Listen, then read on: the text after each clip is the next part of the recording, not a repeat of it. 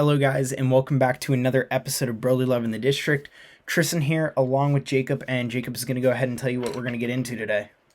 Yeah, so this week we're going to be talking about the previous week's NFL matchups as well as this week's current NFL matchups going on into hockey. We're going to be talking about how our teams have been doing this past week, and then there's nothing in baseball. Yeah, we got a while for baseball. I do have a note. I do have a note on Bryce Harper that we'll talk about there at the end. But okay. So we have some anecdotes about baseball. Let's get right into it. Yeah, and in hockey, I mean, there's not too many positives to talk about either. We won't go there yet, but Caps just broke a losing streak, and the Flyers are still on a losing streak. So, yeah, that's going to be something interesting to get into too. But let's start out with last week's football, and the Commanders advanced to 6-5, and I believe they're now in the playoff picture. Correct? Because I think yes, we are. And I think Tampa was on a bye week last week. Mm-hmm. With Heineke, I believe we're 5-1. It's around there, but we've been on an incredible run. It seems like in terms of defensively, I think the coaching really stepped up. I think Rivera's started to find a feeling, at least defensively. I think offensively he can't really do much because I don't really think Scott Turner is that great.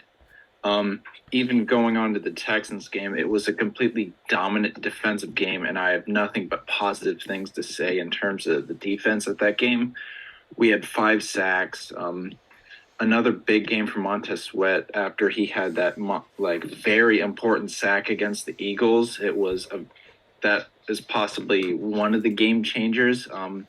Kendall Fuller and Derek Forrest had both interceptions. Fuller's was actually a pick 6. Fuller and Cam Curl are looking like our future safeties. They've been playing incredible. Cam Curl, I'm pretty sure, is like top 10 in defensive rating for safeties. I think he's like from Pro Football Focus. Yep, he's very high on that list. Forrest has been playing great. Our linebackers, it seems like our defensive line and our secondary have kind of been able to mask that. And Benjamin St. Juste has been playing better, so very good defensively. Very impressive game. We limited Dameon Pierce to 10 carries for 8 yards. I understand they are playing behind, but still, 10 carries for 8 yards after what he did to the Eagles is incredibly impressive. And he is 80% of their offense. Him alone. He gets a ton of their receptions, and because Brandon Cooks has been inconsistent with his play this season because he wants out of Houston for obvious reasons. They're not good, and he wants to win a ring. And so and then he takes the workload in the backfield just running the ball too. So yeah, Dameon Pierce is definitely their workhorse. And like you said, they were playing from behind, but still 10 carries for 8, or was it 8 carries for 10 yards? 10 carries for 8 yards. Yeah, that's just absurd no matter what you're talking about. So that's big in itself. I mean, obviously I don't like the Commanders, but I do like Derek Forrest. He's that type. He plays like that type of a safety that I do really enjoy. You know, some like the Brian Dawkins type. I don't know where Adkins came from, but the Brian Dawkins type and the Sean Taylor and the Troy Polamalu, Cam Chancellor, the ones where they kind of play with more aggressiveness and play more down in the box, are definitely the run game safeties, and he plays like that, and I like that. He's not afraid to hit, but he's also very good at ball hawking. Yeah, he's showed against the Eagles and now the Texans. He has incredible ball hawk skills. But in the first Eagles game, I believe, or was one of the NFC East matchups where he blew up somebody on a hit. He's 6 foot 200 pounds, which is pretty good for a safety, and he just looks big. Considering Devontae Smith is 6'1" and 170 pounds, should give you an idea.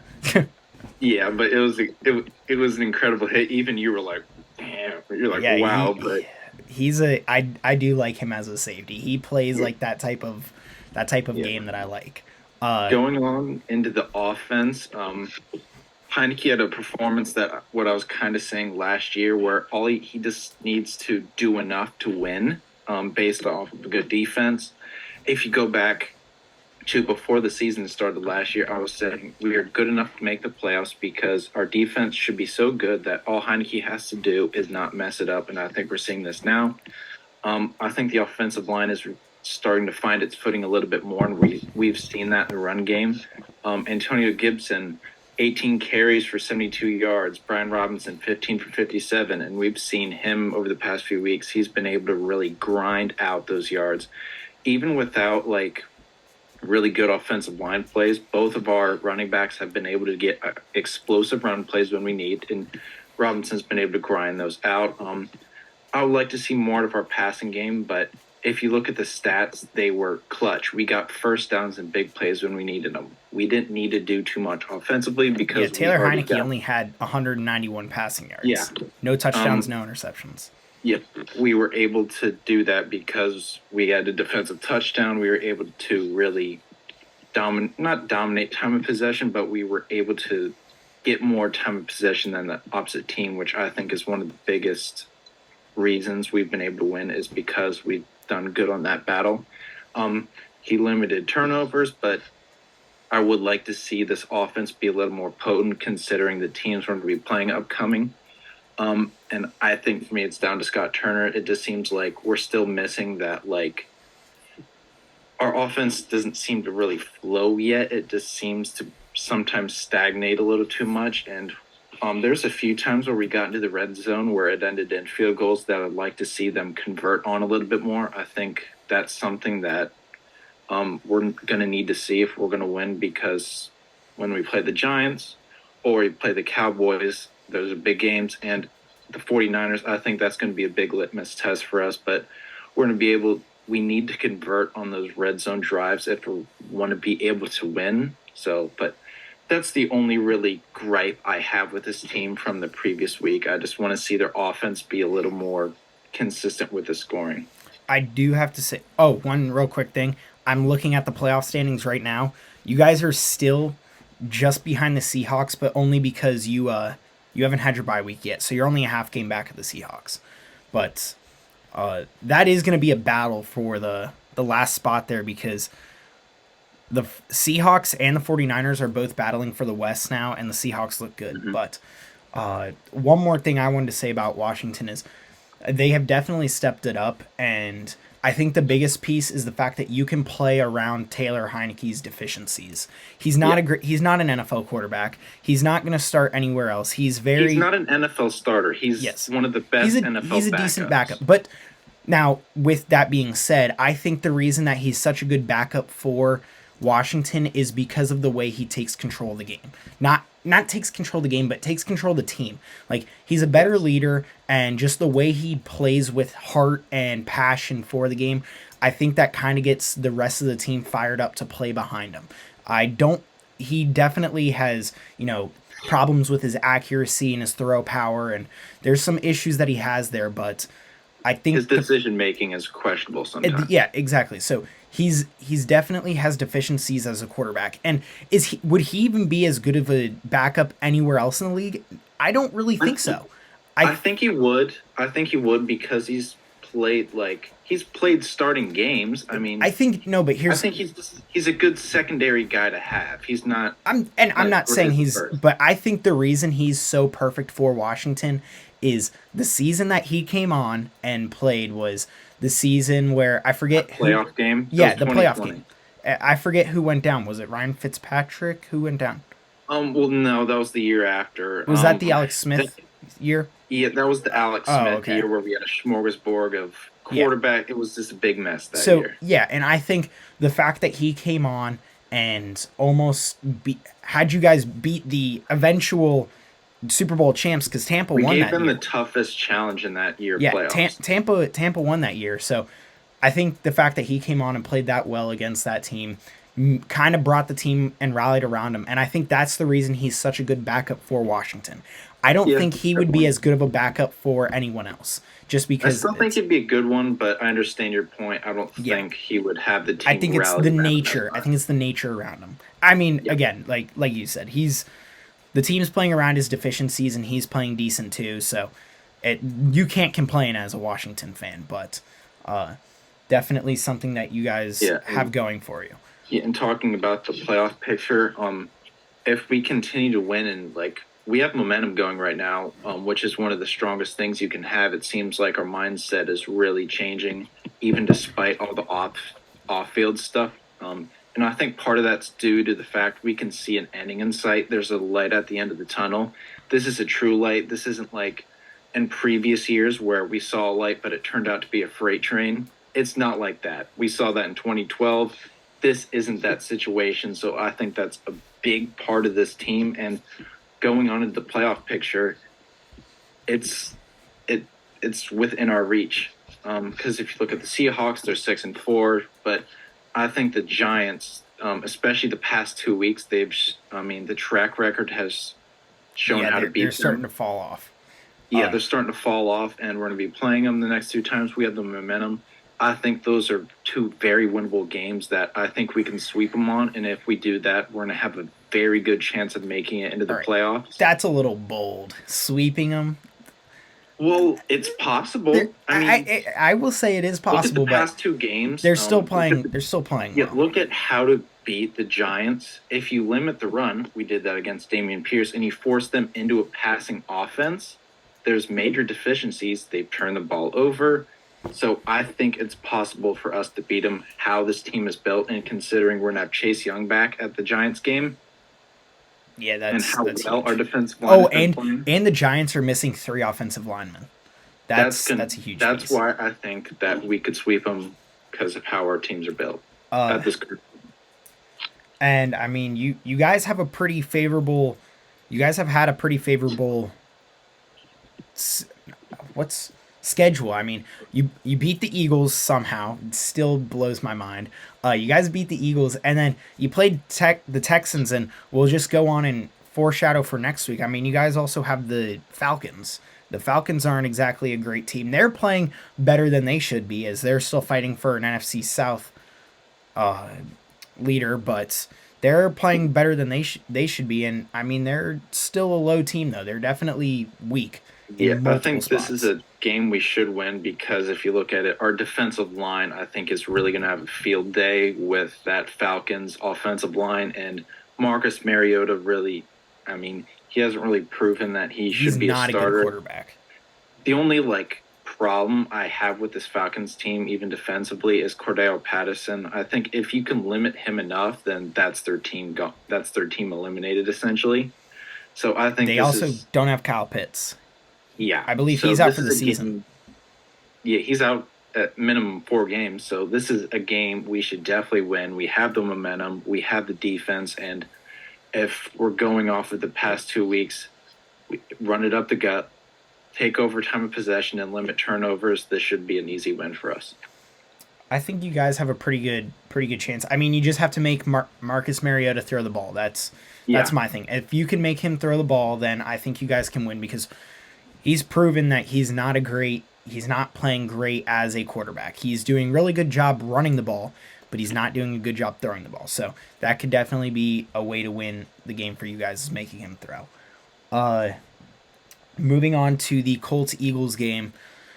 This was another game where the Eagles shot themselves in the foot and barely came out with a win. Now, with that being said, a win is a win, and as we've said all season, there are games where, your team doesn't play well, but you find a way to win, and that's what makes a good team or a great team over a good team. Yeah. That's how they played. They had another issue with turnovers in this game. They gave up 2, a rare fumble from A.J. Brown, and there was a play where I can't stand this play. They gave Yannick Ngakoue a free road to Jalen Hurts, essentially, because all he had to do was go through Miles Sanders, and Miles Sanders trying to block a 250-pound man running full speed at him, not going to end well for Miles Sanders. The only way that play would make sense is if you had a fullback in the backfield, but nobody uses fullbacks nowadays. Exactly. You got 3 teams left in the NFL who uses fullbacks. But and they didn't even use an H-back where you just have a blocking tight end who just moves around. They didn't even do that.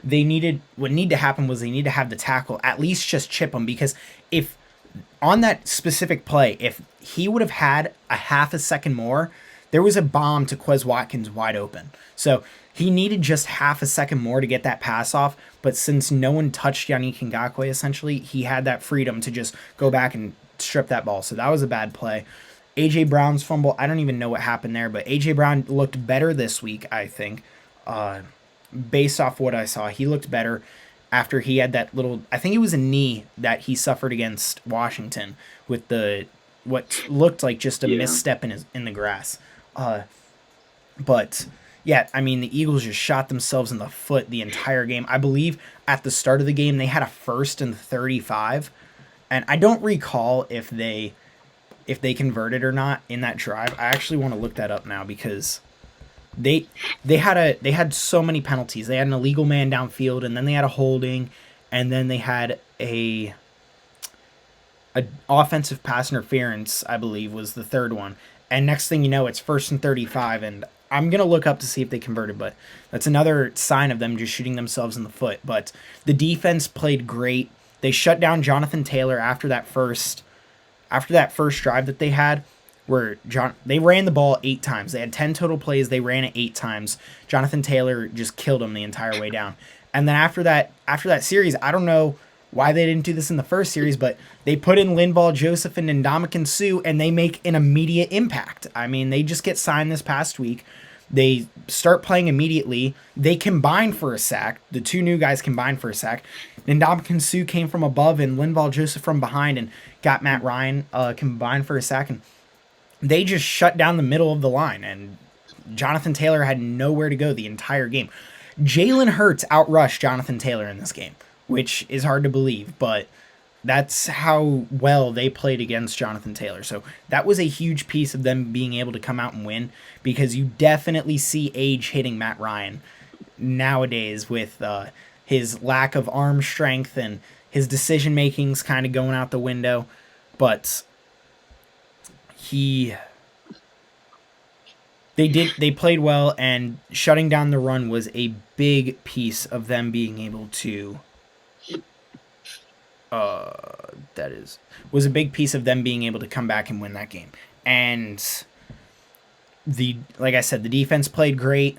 They only gave up field goals after that first drive, and other than that, I mean, this was Jalen Hurts' first game-winning drive in his NFL career. So that's another. The broadcasters said that it takes him from the company he's in, where he's a really good quarterback, to an elite quarterback. I'm not sure that I'm quite ready to jump ship to him being an elite quarterback. One comeback, one game-winning drive doesn't make you an elite quarterback. Now, does that make you better than you were and make you more trustworthy as a clutch quarterback? Yes, because this is the first game where he had to come back. Actually, no, he had to come back against Washington, and they weren't able to do it. But the entire game they were playing from behind. So it was a good play. It was good play by him, but that was his first game-winning drive, and I'm pleased with the fact that they won. I'm not pleased with the way they played, though. It was a very poor game. They need to step it up if they want to, first off, win the division. Secondly, be able to make it far in the playoffs, because they've been struggling to even produce offense in the last couple of weeks. It's not their defense. The defense is playing well. It's the offense. Yeah, well, I think the only like little thing I have with the defense, I think they can do a little bit of better job of getting off the field, but that I think they're going to be able to do with their a little bit better run defense. But a quick thing about the game-winning drives things, making a quarterback elite. Brock Osweiler had 5 game-winning drives. He wasn't elite, so. Okay, hold on. Wait a minute. There's a difference between Brock Osweiler and I don't think Brock Osweiler even was remotely close to the level of talent that Jalen Hurts has. Yeah, I understand that, but my point is that I see what you're saying. You have a game-winning drive, it doesn't make you elite, because that isn't like the single quantifying stat. I think the point that the broadcasters were trying to make was the fact that he was already in really good company with the quarterbacks he was around. I wouldn't put him on Patrick Mahomes and Josh Allen level yet, but you're putting him up there with Lamar Jackson and unfortunately Dak, because Dak has been playing really well the past couple of weeks.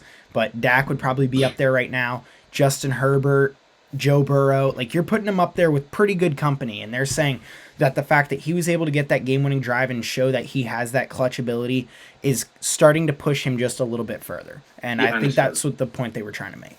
How many game-winning drives do you think Taylor Heineke has? 9. He has 5. Oh, okay. 9. That's a little. That would be ridiculous. I don't even know if he's started 9 games. He has, but a lot of those were pretty bad. But yeah, that's. Ultimately, I do like the way they played, and I think we were talking about this recently with the teams that they have left to play. They had Jonathan Taylor. They have Aaron Jones and A.J. Dillon next week. Then the week after that, they have Derrick Henry. Like they got some, and then Saquon coming up. And Zeke and Tony Pollard. You still got to play the Cowboys. Yeah, so they still have some big boy running backs coming up, but with the additions of Linval Joseph and Ndamukong Suh and Jordan Davis coming back, I do like the way that they're having the middle of the line is looking. It was definitely some big additions. It seems like the points of focus or points of like I'm trying to find the right word. The points of like the bad things that teams are going to focus on aren't exactly on the defense a lot anymore. I understand it's still like they can't get off the field, but I think a lot of it's on the offense, too many turnovers, and I think you just need to be a little more like high percentage in your chances. Now, I mean, not to, again, jump too far ahead, but Linval Joseph and Ndamukong Suh did that with like 2 days of practice after sitting on their couch. Like they weren't fully conditioned. They're not fully in football shape. Imagine what they can do when they are in football shape and do get back to their football form. I think part of it is the fact that they're so experienced. Yeah. And I think that's what the big addition of them was. Yeah, I think that one of the big things of their position is I think it's widely adaptable depending on the defensive system. Like those kinds of players, I think, are widely adaptable, and they obviously have years of experience. So I think that's one of the reasons why they were so successful. But I do need to see the offense step up a little bit more. Yeah. That's the biggest thing. Moving, I believe that's it for this. We can move on into next week, which the Eagles game got moved to Sunday night. I didn't even realize that until I believe it was Thursday. I was looking for the Sunday night game, and I didn't think there was one. But the Eagles game gets moved to Sunday night. It's in Philly, so that's a big piece. But I'll tell you what, Aaron Rodgers has a way of just finding a way to beat the Eagles. He usually swamps the Eagles. But he swamps the Eagles and the Cowboys, but for some reason seems to struggle with Washington. He's the two biggest teams he owns are the Bears and the Cowboys. He also plays really well against the Eagles, but in the Eagles' defense, name one corner aside from Darius Slay that you remember and James Bradbury. Name one corner that you Samuel. Remember. Yeah, exactly. He was decent. He was good, but like, can you name anyone recently? From like the past decade? Oh yeah, that's not going to happen. Exactly. Like there's just the Eagles were playing with nobodies at corner. They had Ronald Darby for a little bit, Jalen Mills, but yeah, the Eagles were playing with nobodies in the secondary. So I think that they have a little bit of an excuse there, but Aaron Rodgers does usually carve up the Eagles. But he is playing with a broken thumb, and he's said that, but he said it doesn't really affect his play. Christian Watson's starting to come on a little bit. He had 5 touchdowns in 4 days, so he's starting to come on. Romeo Doubs is out, though, so that's a big piece. Because if they had Romeo Doubs and Christian Watson, I'd be a little bit more scared, but I believe that they can handle just Christian Watson and really no one else. Randall Cobb's like 90. But yeah, stopping the run, that's, again, the big piece of this game is just being able to stop Aaron Jones and A.J. Dillon. If they want to be able to win this game, they need to do that. Yeah. And back quickly on the Eagles defensive backs thing, didn't you have Byron Maxwell for a year? They did have Byron Maxwell for a year, and then they trade... I don't remember if he went to free agency and the Dolphins signed him or if they traded him to the Dolphins. I think he went to free agency. I just remember him playing on the Eagles in like 2015. He played on the Eagles right after he came out of the Legion of Seattle? Boom. And dude, did you know the Legion of Boom was essentially all drafted in the same year? Like Really? Richard Sherman, Earl Thomas, and Byron Maxwell were all in the same draft class. Huh. And then Cam Chancellor was like a year before, and I think that really made up the Legion of Boom. There, obviously they had a good slot corner, but he wasn't that good if you don't remember his name. But yeah, the Legion of Boom, and I believe KJ Wright was also drafted in that year. Who was one of their linebackers. Yeah, so they had I forget what year it was. I want to say it was 2010 was that draft class. They had an insane 2010 draft class. But that was our look forward. I think the Eagles could win this game. They should win this game. Yeah, they should. That's really I know it's Aaron Rodgers and you still got to be wary, but if you're able to really shut down that run game, which I still think has been one of your problems the past few weeks, you should be able to win. And I firmly believe, just after seeing what they did last week, that Linval Joseph and Ndamukong Suh are already a difference maker.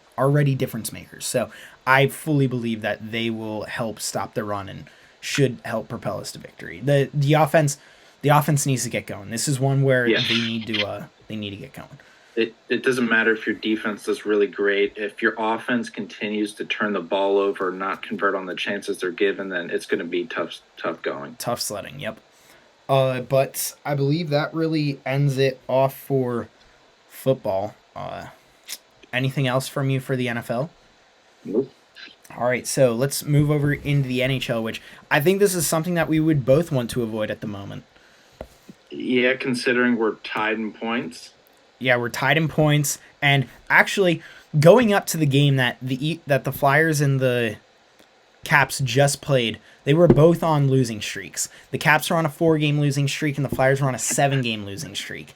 And one of them had to end, and unfortunately, it was ours. They did it. They tried to take it. They wanted to keep them both going, but because they took it to overtime. But the Caps ended up breaking their streak and finally winning one, and then going back to losing tonight. They lost to the Devils. Yeah, we beat the Flames in a good game. Well, going back to the Avs game, we just got completely dominated. It was not a good game at all. 4-0. Obviously, we beat the Flyers in a very good comeback overtime win. Ovi had a great game. Going on to the Flames, we had a great game. Another Ovi great game where Darcy Kemper had a shutout, but tonight we got whooped by the Devils.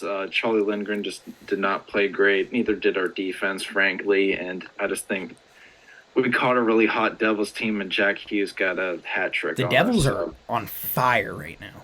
Yeah, they just lost one of their big winning streak, but they are looking ridiculous. I mean, I've been supporting the Devils the past few years because I just thought they were good.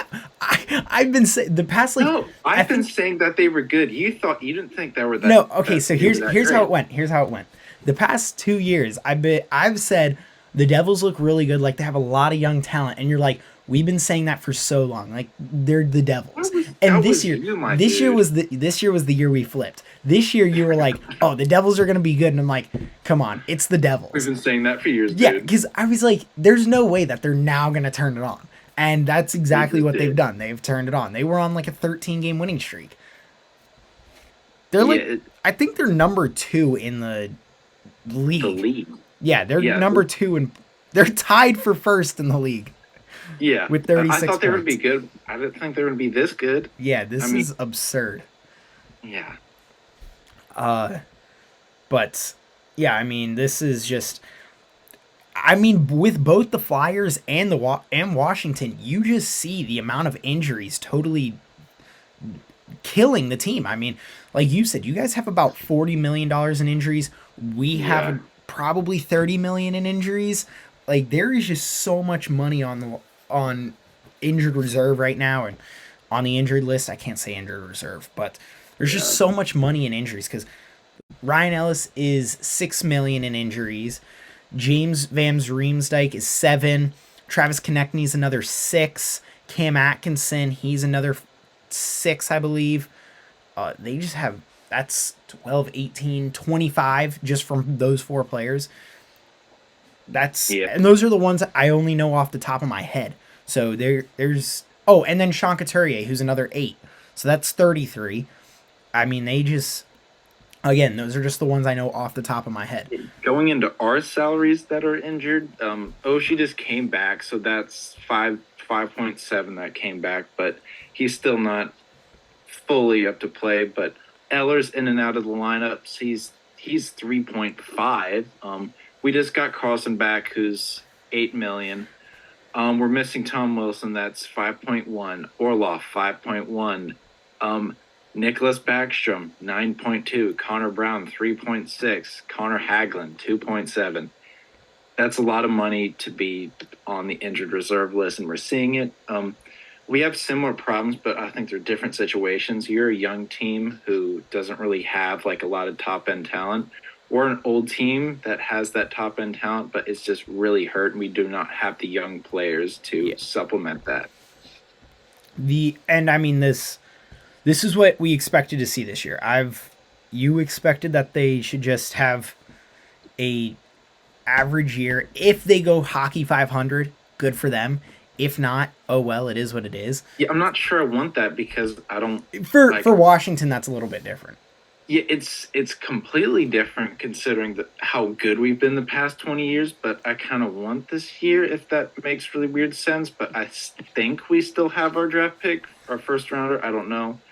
But I want a regime change. I want like the GM to properly look at this team and realize, all right, we need to rework the defense. I think a lot of our forwards, frankly, need to get kicked out of the door.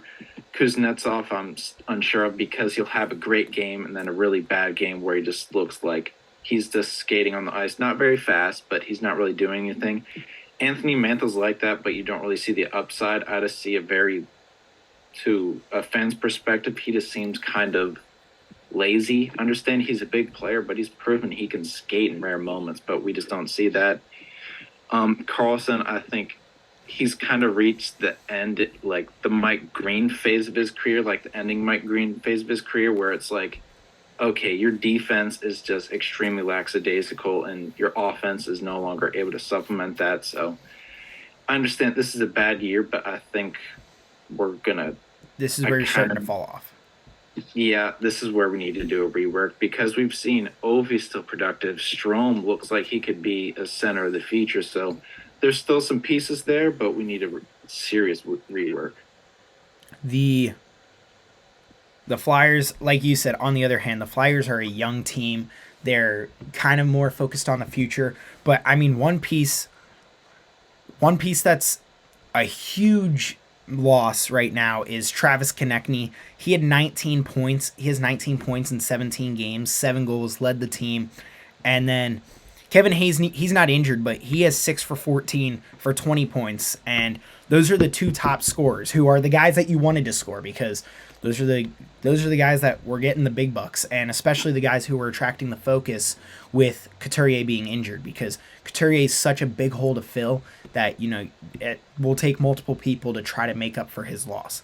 But like you said, we're a young team. Right now, the Flyers have 18 players on the team with at least 1 goal and 19 players with at least a single point. That's also including injuries, but there's some injuries in there. But still, the Flyers were looking for depth scoring, and that's the way they were going to win games, was depth scoring. Unfortunately, they haven't been able to score a ton, but the players that they need to score are scoring. Owen Tippett, he was the comeback in the trade, in that Giroux trade last season. He's looking really good in 16 games, 6 goals, and he has a good eye to help distribute the puck. So I think his distributing ability is also really underrated, but he's been scoring a lot of goals, only 1 goal behind Konechny and 1 game less than Konechny. So he's playing really well. And then Tony DeAngelo, he was a good addition. He's been playing really well. But like you said, it's just young guys all down the lineup, and they're getting a lot of playing time, and this is just a year where you're looking for them to improve, and I think that's what you're seeing. They're all working hard. John Tortorella has said he's not mad at the team for losing because they're working hard. There's, yes, you can't win every game, and we're lacking talent, but They're it's not working like hard. you're purposefully tanking. Exactly, and I mean you can't really tank in the NHL because Nope. not even the worst team in the NHL gets the number one draft pick. The year that No, it's the lottery. the year that the Flyers drafted Nolan Patrick, which I believe was 2017, he the worst team in the league was Colorado by 40 standings points. 40. And they got the fourth pick. Number 1 went to the Devils, number 2 went to the Flyers, and I believe number 3 went to the Sabres. And it went Nico Hischier, Nolan Patrick, Rasmus Dahlin, and you know who was the number 4 pick? Cale Makar. Ugh, that's gotta hurt. And I mean, but Cale Makar obviously in 2017 was not looked at as the type of player he is now. I understand that that's more of like that's like hindsight's 2020. But to miss like the modern regen of Bobby Orr, we've never seen a defenseman who's had the offensive capability since Bobby Orr. Yeah, that's really got to hurt. But going into the Caps real quick, I think this year I'm okay with a bad year because we do have our first and second this year. We traded away our third and sixth, but at the trade deadline or even before, if we're able to trade away a decent amount of guys and get a lot of draft capital, then I think we could have a decent draft because this upcoming draft is very good. It's very loaded. So even if we were to get, say, the 8th pick, I still think that could be a great player. And then you free up a lot of cap. I still think you keep guys, you try and re-sign Strome. Obviously, you keep Ovi. Kuznetsov, I don't know, but Carlson, I think you could deal. So Mantha, you can deal. Get those big salary off your books and just take draft capital or take young players. And I think this could be beneficial in the future because we've seen Ovi can still be productive, but we're also starting to build for the future. Yeah, and obviously bringing a new coach. Yeah, and it's a thing where you got to find the right coach. I think that the Flyers have been benefiting from that a ton. I think John Tortorella has already been coaching amazingly this season. The right coach can make a significant difference in a team. And John Tortorella, in his past seasons with other teams, every season, I think the only team that he didn't have an elongated career with was the Canucks. I believe he only coached one season there. But every other team that he went with, the Rangers, the Blue Jackets, the Lightning, he had multiple years. He had multiple years, and in all of those teams, he had the first year that he was there, he didn't make the playoffs. He had 1 year to rebuild, to look at what he had, what he needed, and what he wanted for the future. And I think the players that we have, a lot of them fit in his system. You got Travis Konechny, who is known for going out and just annoying people and just getting under people's skin and trying to annoy them, and that is part of his offensive production, in my opinion. I mean, while yes, it doesn't score goals, if you're getting in people's heads, it starts messing with the way they play. It gives you openings to the net and gives other people openings to the net because they're then going after you. Travis Konechny is one that I think is going to be really good in Tort's system. I think Tony DeAngelo is going to be really good in Tort's system because he's another guy who is kind of a tough player and not really fit for that, the new proper way to play where there's not as much aggressiveness. I don't think he fits that. I think he is more of a Torts player. Rasmus Ristolainen is the definition of a Torts player because he plays with such a physical edge. He's not an analytics darling, but he loves to take the body. Just to finish talking about the way Torts has been a coach, I think that if he has a 60 to 70 point season with players like Konechny, Hayes, and Owen Tippett, and Joel Farabee up at the top of the scoring list, I think that's a successful season. Because I believe those are probably the 4 major pieces that will lead this team in the future. And Scott Laughton, I don't know if he's really going to be a point getter up there, but he's another guy who I believe could go for the captaincy, especially with Coots out this season, so far this season, and no end in sight for his return. I think that he is a player who could be up for the captaincy. So I believe that those are going to be players fit for his system, and I think that if he has a 60 to 70 point season with a big improvement on young players, then it's a successful season. Who's at the top of your points currently? Oh, Travis Konechny. 17 games, and I believe he has 19 points. Oh, points is Kevin Hayes, actually. Oh. Because he has 6 goals and 14 assists, and like 10 of those assists are all to Travis Konechny. Him and Travis Konechny have been playing really well. I think they also need to get. I think they need to get a youth line. Just Joel Farabee, Morgan Frost, and Owen Tippett. Obviously, you can't lock those 3 in. Sometimes you need to move people around, but I think that would be a really good line because they play really well together. And I think Joel Farabee still has potential to unlock a little bit more of his playing style, but I think he's still hindered by the neck surgery he had during the offseason. I think that's still hindering his ability to play just a little bit right now. I think once that's fully healed and he's back to 100%, then I think he'll be going full speed again and definitely going to be one of the top goal scorers come the future of this team. So I do think that Torts is the right coach, and I do like the way that this team is headed. Even though it doesn't look good right now, we're not scoring a lot of goals. We have our goalie for the future in Carter Hart. Felix Sandstrom has been playing decently too for being the backup. So ultimately, I think this is going to be a terrible season for the Flyers right now, but in the future, it looks bright, and that's all you can really hope for. Yeah, and I think Torts he doesn't fit a lot of places. I don't think he really fit with Blue Jackets in terms of like concept, how his coaching style was, and yeah. I just don't think the players really responded to him. Patrick Laine especially, I think, had a problem because I just think that was a personality clash. But it seems that isn't that why Pierre-Luc Dubois got traded? I believe so. Also, I think that was one of the reasons why the Jets swapped those players. Yeah, and then it just didn't work out anyway because I remember Patrick Laine got benched during a game. Yeah, so that was a problem there, but it seems like that Torts is working because you don't really have any truly established stars. Even like your best players are still like developing players who really haven't made a big name for themselves. They really shouldn't have ego to this point. And I think that's good. I think your team can really develop with them. And Torts, I just think, fits your city well. He just fits what I think this team is going to be trying to do with the future. So I think he's proven that the right coach really can change your trajectory. I don't know if it's going to be up there yet with like the coaches, for example, like how Gibbs changed Washington's trajectory or Barry Trotz really turned the Caps around. I don't think it's there yet, but I think it possibly could be. I've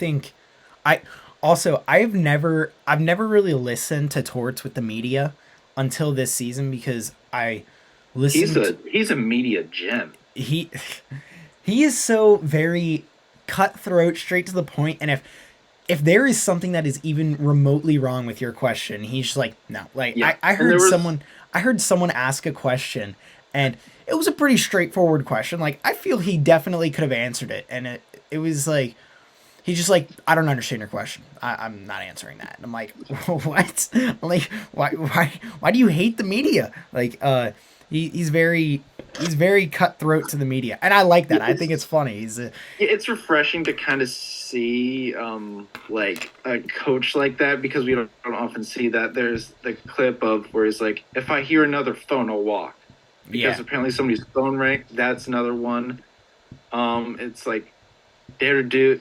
I'm trying to find his like some of his really good quotes where one of them was I'm focusing on the dumbness of Carl Hagelin. That was another quote because like nowadays you don't see coaches talk like that. You saw that like they are all sugarcoated. Because they don't want to get in trouble. Yeah, you saw that in the early 2000s where Scotty Bowman was talking, like him and the Avs coaches, they hated each other, but you just don't see that really anymore. But yeah, he said, I deserve to get fired. He's very honest. He's very honest. And I think that's all you can ask for. Refreshing. That's all you can ask for in an NHL coach. Like no one wants to hear the sugar-coated, the typical we didn't play the right game or something like that. Like try and play better the next game. I've heard in multiple games already that they post the media coverage is that he has. They've posted him, and I've heard multiple times him just say, "We stunk," outright say, "We sucked, we didn't play well." And I think you don't really hear that. That's huge, because not only is it great for the fans to hear that, it's also good for the players, because if your coach is sitting there trying to sugarcoat it a little bit and not make it seem that bad, then you're not thinking straight. If your coach comes out and says, "You played terribly today," and even says that to the media, that means he's not afraid to, do what needs to be done. And I think that's huge. And so I do really think that Torts is a breath of fresh air coming to Philly. He's definitely fit for the city, and just the way he coaches and the kind of grit he has to him, he is such a Philly coach. And there's no middle ground with Tortorella. He's kind of like Philly in that case, where you either love him so much or you absolutely hate him and despise him. Like Philly, there's no middle ground with that. Like, when have you ever met somebody who says, when you say, "Oh, Philadelphia fans," he's just like, "Eh." Yeah, everyone's like, it's either they're the best fans in the league or they're the absolute worst. And it's no middle ground. And it's either like there's different ways of people looking at it as the best fans. It's like you're either a Philly fan yourself, or if you're an outsider, you're just thinking, yeah, they suck, but it's because they're passionate. So it's and that's the only two times you say that they're good fans. Everyone else says they absolutely suck. And because there's always the throwing stuff at Santa. I was just about to say, you are always the person to point out they threw snowballs at Santa. Remember that brawl that the Caps had with the Flyers, where Ray Emery was just laying knuckles on the side of Braden Holtby's face, where at the when they were trying to restart play, they were honoring, I think, your passed away owner, and they gave everybody wristbands. Yeah, wristbands. Throwing them on the ice. That's another incident. And dude, Carter Hart, he has some of the best masks. I love his mask. There was, right after Ray Emery passed away, he did a Ray Emery mask dedicated to him, and on the side of the helmet was Ray Emery beating the snot out of Braden Holtby. I did see that, but I always loved Ray Emery's mask because he would sometimes have famous boxers. So he had a Muhammad Ali one. He had a Sugar Ray Leonard. I don't like the Flyers, but they've had some good ones. I even like Ilya Bryzgalov's masks. Carter Hart's mask now, and this one comes close to me a little bit more. I was supposed to go see Foo Fighters with a friend, and unfortunately Taylor Hawkins passed away a month before we were supposed to go, so they canceled the show. But he did a mask dedicated to Taylor Hawkins. He has a full Foo Fighters mask, and I think that's really cool. I do really like that mask, but I love Carter Hart's mask. That's one thing about goalie, is the equipment is so cool. I love goalie masks. Goalie equipment in general, the equipment that Yaroslav Halak had with the Bruins, where he had the bear claw cutting through the gear. That one was really cool. And also Henrik Lundqvist's staple, where he had the pads where you put them together, the leg pads, and it was the Statue of Liberty. That was another cool one too. I love that. I love whenever we see the bronze pads, we've seen there was an Oilers goalie the year they had their cup run in the mid 2000s. He had these bronze pads. They looked awesome. Yeah. So and I love goalie masks. Goalie coaches hate that though. Because sometimes if depending on what your gear is, especially black ones, sometimes goalies have trouble tracking the puck if they have colored pads. So goalie coaches absolutely hate when goalies use pads colored other than white. So I mean I see that, but I do really like goalie equipment. It's so cool to get into. Yeah. And, I think that's a reason. I think goalie is a pretty cool position. I mean, other than the fact you're the last line of defense, but that's also a cool part about it, is you get to be the hero. Flyers goalie mask I when remember when Brian Elliott was here, he had Casey from the Ninja Turtles on the side of his mask. I love that. I don't remember that. I'll send you a picture after, but I just love goalie masks like that. Yeah, and then dude, you got to talk about the staple. Cujo. Yeah. That one was a huge one. It's either it's a bear or it's a wolf. No, whatever you say. It's a wolf. You do realize why he was called Cujo, right? Like, well, yeah, because the Stephen be, King novel. Yeah, it's got to be a dog. If you say it's a bear, you're wrong. Okay, but if you didn't know his nickname, you would have known that the Maple Leafs mascot is a polar bear for some reason. You might think, oh, that's a polar bear. I guess that's fair, but I don't think it makes sense. It is what it is. But yeah, I think both of these seasons at this point are kind of a wash. Yep. And I'm really interested to see how the rest of the Metro Division plays out, because it's kind of going a little bit sideways. Like I said, the Devils are on fire right now. The Islanders are playing pretty well. Carolina's third in the division. The Rangers aren't even in playoff position right now. Like, it is just totally wild. And we're starting to get to that point where you can kind of tell how a team is going to be. You got to American Thanksgiving, and that means that 80% of the teams who are in playoff position now are going to make it in. Due to statistics and analytics, 80% of the teams who are in playoff position now will make it. But obviously that'll change here and there. But yeah, I mean, the Metro standings are just kind of flipped upside down right now. Yeah. But other than that, that's all I have. Oh, I wanted to talk about... Anecdote. Yes, I wanted to mention the Bryce Harper. So Bryce Harper had to get Tommy John surgery, and it doesn't look like he's gonna be in right field next season at all. They said he should be able to DH by May again, so the Phillies are going to start out the season without him, unfortunately. But last season was the time that, when they lost Bryce Harper, was the time that they played the best. So that's going to be interesting to see. But they're going to be starting the season without Bryce Harper most likely, depending on how his recovery goes.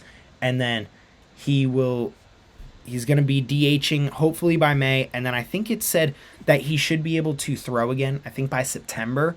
But like I said, it all depends on their recovery and how all that goes. But it was a successful Tommy John surgery. Everything went okay. So hopefully he's healthy and we get the best Bryce Harper back that we can get. And that will be dangerous, because I think the Phillies have a really good chance next season. Yeah, it should be interesting to see how you guys work that out defensively. Well, I think they'll do what they planned on doing last season. I mean, so originally with last season, if everyone was healthy, they were going to rotate Bryce Harper, Schwarber, and Castellanos in the outfield.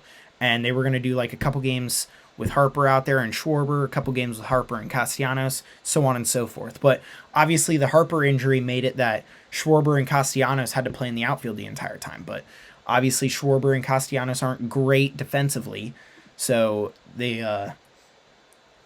had some issues there. But I think if once they get him back fully to the point where he can throw and everything, then they're gonna bring him back. So they're gonna put him back in the outfield and let Castellanos and Schwarber focus on hitting. So I think the Phillies, what they need to focus on this offseason, obviously making sure Harper gets back as quick as possible. They need a true leadoff hitter and then pitchers. And other than that, I think they have a pretty solid team again. And if they get Trey Turner, they knock out two pieces at once. They get a solid defensive player at second base, and they get a true leadoff hitter. So that's all you're looking for there. They have their true center fielder now with Brandon Marsh. They're looking good. Yeah, I really hope you do not get Trey Turner. That would suck. For you guys. Everyone leaving Washington to come to Philly. Yeah, Tristan, I cannot explain how much I do not want that to happen. I remember this mask, but I don't remember Casey being on the side of it.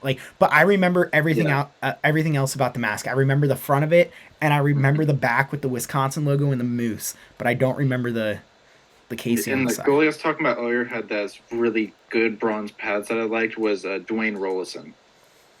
But he was a part of that 06 Oilers team that lost to the Hurricanes in 7 games. The Rod Brind'Amour-led Hurricanes. Flyers legend. Yes, Flyers legend Rod Brind'Amour. He could probably jump back out there and play again. He probably could. That dude is jacked. Yeah, he's insane. But I think with that, that's going to end it off for this week. Do you have anything else to? That's all I got. All right, so this is probably going to be coming out a little bit later than these games that we just talked about, Washington and Philly.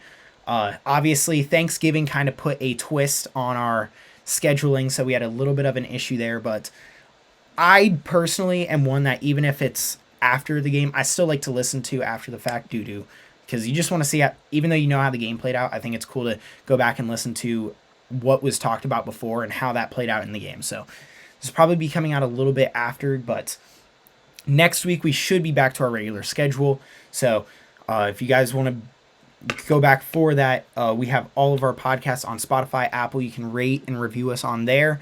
Really helps us out. You guys can email us questions and comments at blndc@gmail.com. And then follow our TikTok and Instagram, BLNDC. We put major signings, trades, all that stuff up there. But with that, I believe that's it. So we're going to finish it off, and we will see you guys next week. See you later.